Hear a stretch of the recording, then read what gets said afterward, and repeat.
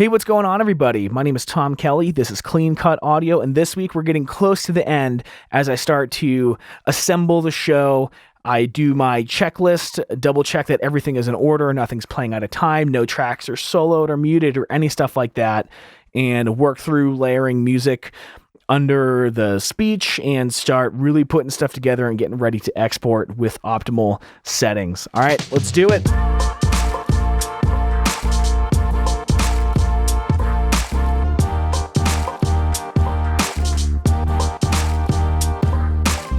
All right, the assembly of the show, it's pretty simple. Again, it's only an intro and an outro. So what I'm going to do here is we start with the cold open. I want to make this as close to the beginning as possible. So as soon as the listener hits play, let's give them half a second before we start talking. I like it when the music starts fading in before we're done talking. Usually the cold open ends with me laughing, so I like it if the music's fading in over the laugh. Let's take a listen to this. You didn't even tell me you were going to do that. I am, and I'm excited. Let's do it.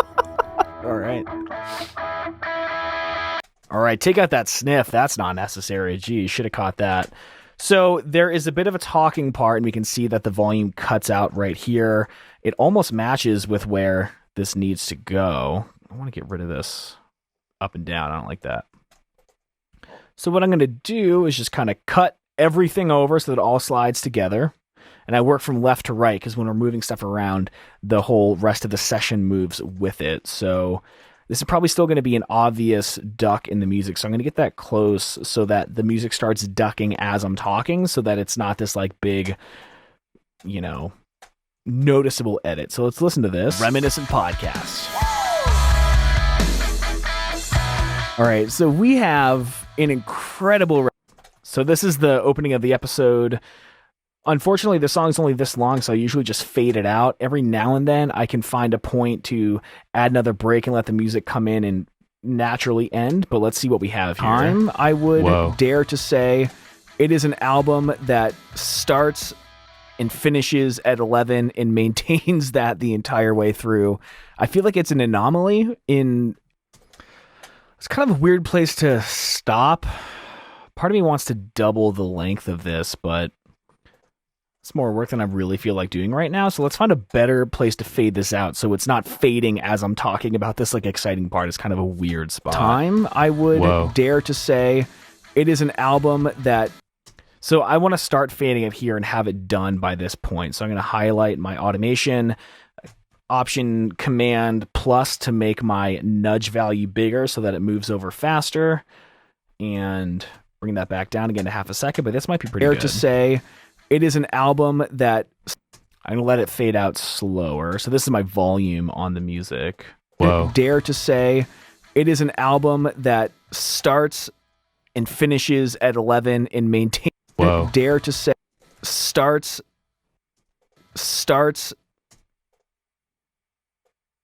add a little bit more to that de-esser there. Starts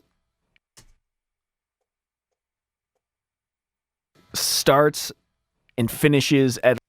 Cool. To talk about it today. Yes.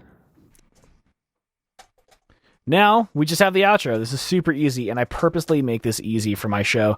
There are some people that want the music to, start and end around based on what they're saying, so you have to, custom make this song every time with these loops, and, dude, no, I don't want to do that. So, I'm the last person talking usually. Pat says, I love you, bye. I say, I love you, bye, and then I record my outro. So I'm going to move my outro track up to the top so that I can see this better, and let's see what we have going on here.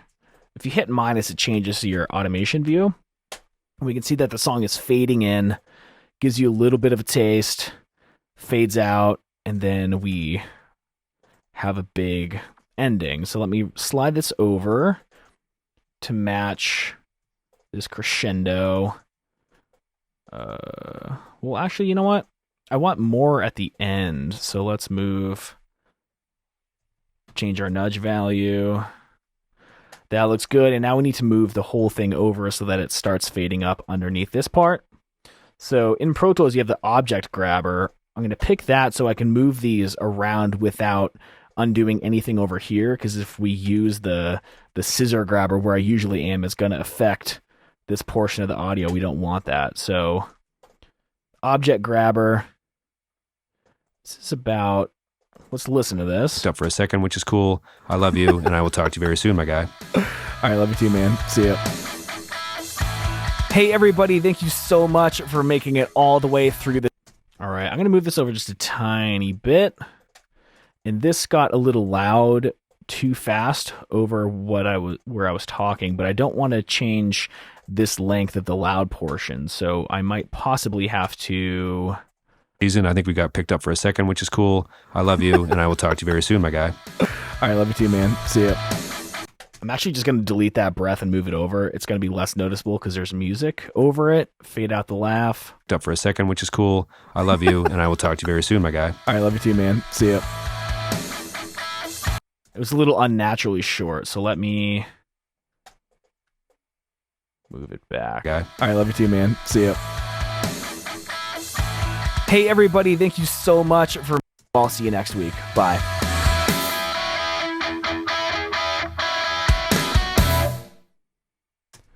A little fun fact, that song that just played, that was a song that my band wrote when we were 16. I was the drummer, Pat was the bassist, and our friend Zach, who's on the show sometimes, was the guitarist and the singer. I recorded this song in 2012, have since done a remix, and now it's our theme song. And I really like that little element of it. Not everyone knows that. We've mentioned it a few times, but it's a nice little Easter egg that, like, we were in a band together, we talk about music, and then the theme song is a song we wrote when we were teenagers, which is when all the songs we were talking about really impacted us. So let's just one more time listen back real quick, and we'll finish out the assembly of this show. Are you ready to be digitally manipulated, Pat? Whoa! You didn't even tell me you were going to do that. I am, and I'm excited. Let's do it. All right.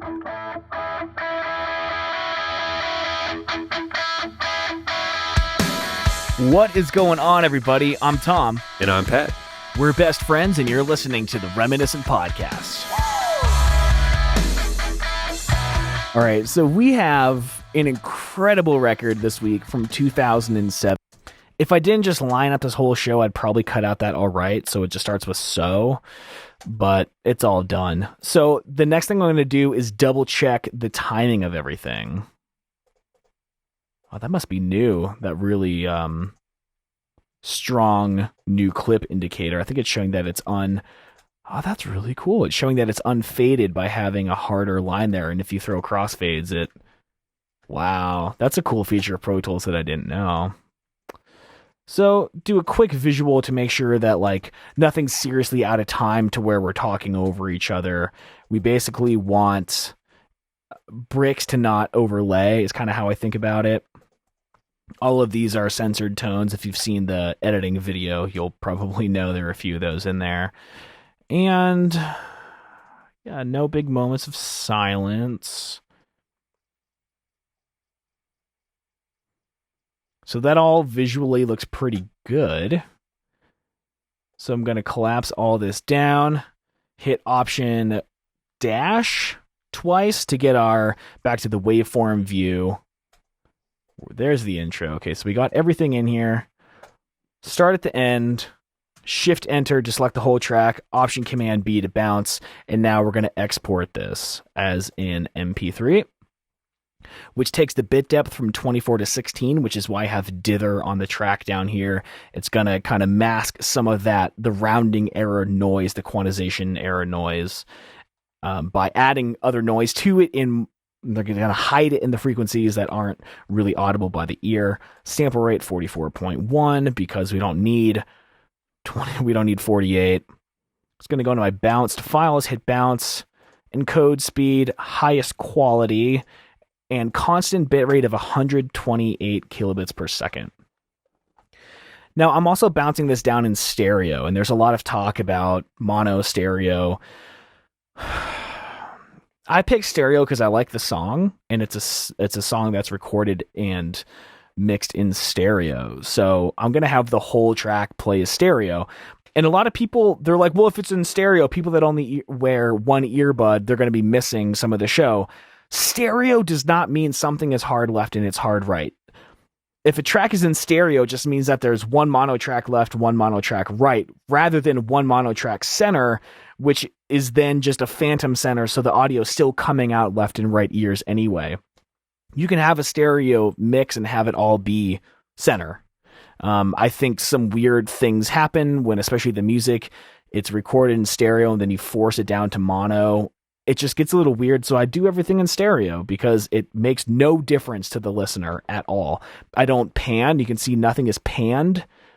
All the voices are directly in the middle. The songs are hard left, hard right, but it's all going to occupy just the center channel anyway. So if you're listening with just one earbud in, or you're laying in bed with your head on the pillow, you're not going to miss anything if you just have the one bud in. So stereo doesn't imply things are panned left and right. It's just how the track is bounced down. It's still two mono tracks with two mono tracks rather than a phantom center, which is like a kind of a, we don't need to really get into that. I don't do any ID3 tags in Pro Tools. I do that all in Libsyn. So at this point I hit OK and we wait. Now, Pro Tools, you can bounce in real time, but I don't want to wait 70 minutes for this to bounce down. It's bouncing at a rate of 4.2. So whatever 70.5 divided by 4.2 is how long it's going to take this to bounce down. That's like 17, 18 minutes. The reason that is because I have mouth click on one of these channels, but all of the isotope plugins, if we remove all the isotope plugins, we can really see how much faster this bounce speed is. So again, that's why if a client gives me bad audio, I have to charge them more, because rather than waiting 17 minutes to bounce, let's see what this would be. Okay, this is now bouncing at 19 times the speed, which is 4.5 times faster than us having to put denoise and mouth click to compensate for noise on our end. If you have a quiet signal, it bounces down faster. And for someone like me that's producing 4 episodes a day for clients, those 15 minutes here and there, they add up. I don't want to waste an hour every single day waiting on bouncing because people gave me bad audio. So now I have to run mouth click and reverb and spectral denoise and spectral repair and all that garbage. I don't want to do that. So I'm going to quickly make sure that all my tracks here have similar, at least, delay.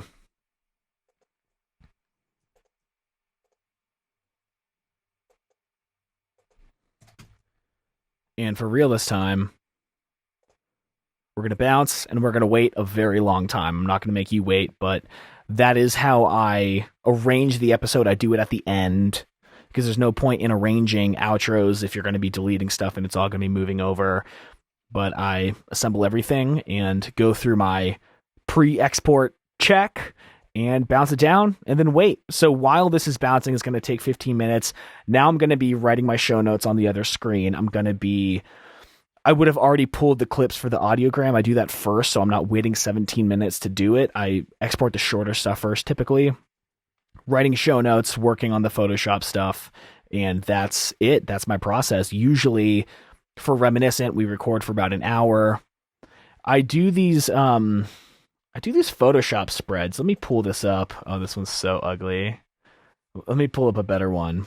We have 6 pictures in one grid, and we end up cropping these out and pulling them so that there's 6 photos for the Instagram. This is an audiogram that we do captions and the spectrum kind of bouncing around in After Effects. We have the quote. So we put all these in our Instagram account, so every new episode has 6 photos. I'm making the audiogram in After Effects. I'm doing the show notes in Squarespace, and I'm working on the episode-specific graphics while this is bouncing down, so I'm not just wasting time. We should always be trying to do 2 things at once if we can, never just waiting around. So yeah, that's what I got going on for this process. Okay, that is it for this week. Thank you all for being here. The show's done. I mean, this is a little different than I usually do shows for clients. The talk show style is quite a bit more difficult, I think, because it's more back and forth, give and take than an interview where it's I talk for 2 minutes, you talk for 5, I talk for a minute and a half, you talk for 6, and it's just blocks on the screen and it's super easy to edit. With these talk show types, it's a lot more back and forth, so you have to edit it completely differently, different workflow. But I really plan on doing a lot more of these videos in the future, so I'm going to do different styles and show a bunch of different stuff. So if there's something you're really interested in, please let me know in the comments. And thank you all for being here. Please subscribe to the channel and make sure to ring the bell so that you don't miss an episode. I'm going to do a ton more of these videos. I mean, they come out every Tuesday. Podcast is every Thursday. So head over to cleancutaudio.com/podcast to check out all of that. Slightly different, but supplemental information so that you can produce better sounding podcasts and get them done more efficiently. If you want to take it a step further, patreon.com/cleancutaudio, really fun membership platform where you can either just be a casual supporter or a student and really learn one-on-one from me through video calls and mixed critiques and AMAs and all kinds of really exciting stuff. But there's a tier level for everyone. So check that out, patreon.com/cleancutaudio. And please let me know in the comments if you found this helpful, what the most helpful part of this was, and tell a friend so that they can also produce better shows alongside of you, because we can only get better if we all get better together. I truly believe that. So let's all get better every single day. Thank you so much. See you next week. Bye.